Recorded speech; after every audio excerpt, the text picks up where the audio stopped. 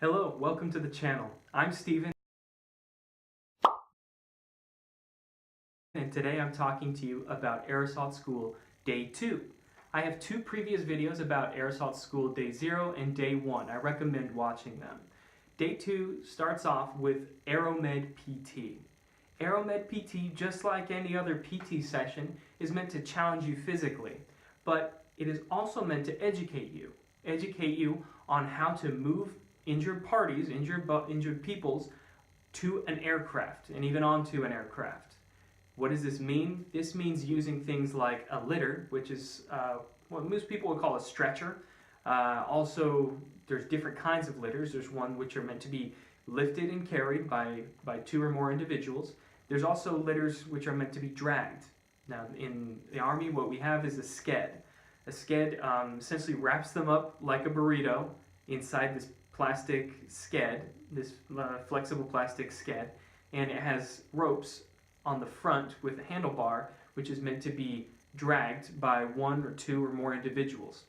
So the other way you're going to be moving people is by the buddy carry, which has someone on top of your shoulders with their leg on one side, their arm on the other, and if they're able, they're trying to support their own weight by putting their hand on the small of your back to relieve some of the weight on your shoulders and to evenly distribute the weight. Not to get too detailed into all this, but you're moving people with buddy carry, you're moving people on a couple different kinds of litters.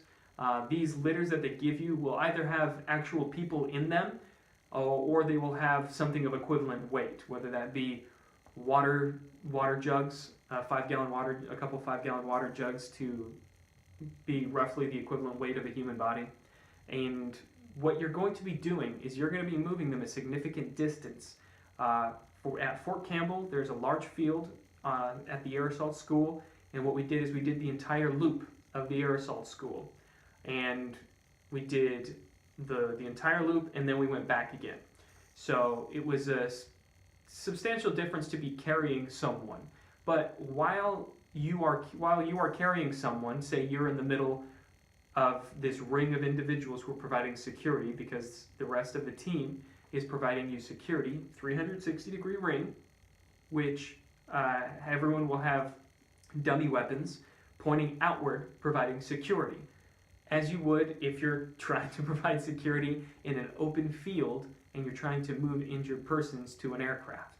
So you're moving along, and while everyone's providing 360-degree security, they're also maintaining an equal distance, kind of like providing a bubble of protection around you as you are moving around this field. Now, on occasion, somebody who is carrying a litter or dragging a litter, or who is carrying someone on their shoulders, will switch out to the perimeter, and two at a time, you and the person you're carrying, or the two people who are pulling the sked or carrying the litter, they will switch out to the perimeter, and two individuals from the perimeter will take their place on one of the litters or carrying a buddy. So this is how everyone learns each aspect of Aeromed PT, as well as everyone's being the equal amount of physical labor. So no one's being unevenly laden with carrying too much. And everyone's getting the same amount of PT, everyone's getting the same amount of education, and that's Aeromed PT. Now, of course, you're going to start off with your preparation drill, your military movement drills before you get into Aeromed PT, and they'll even train you on how to get on and off an aircraft, and possibly even moving litter onto an aircraft. And once all of that's done, you will likely have made mistakes.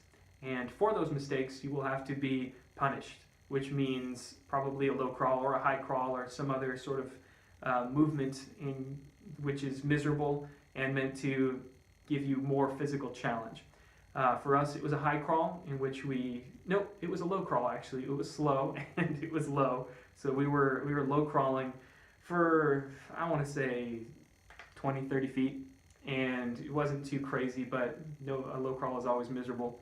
And once we did that, after we did the low crawl and all of Aeromed PT, then our PT was done for the day. They released us for an hour or an hour and a half to shower and eat. We came back, and it was class time. We were learning more about aircraft. So on day 1, we were learning about aircraft. Day 2, we're still learning about aircrafts, their load capacities, how many persons they can carry seated, how many litters they can carry, so on and so forth, their nomenclature, everything like that.